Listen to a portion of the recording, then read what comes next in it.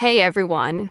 In this video, we will learn how to lower fees on Whop. First, use your direct checkout link instead of relying on Whop marketplace sales.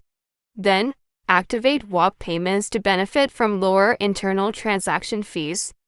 Encourage payments via low-fee methods like debit cards or ACH transfers. Now, bundle products together to raise the average order value and reduce per-sale impact. Set product prices markedly to absorb and offset Whop and payment fees. Then focus marketing on direct sales channels to minimize platform commission. Monitor and optimize your fees by regularly checking Whop's fee structure updates.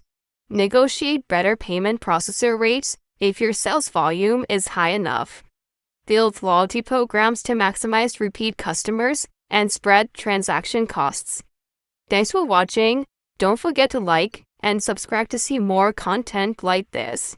Easy to understand tutorials about business, project management, softwares, social media apps, and more. Softpro dream to 100,000. Thanks for watching.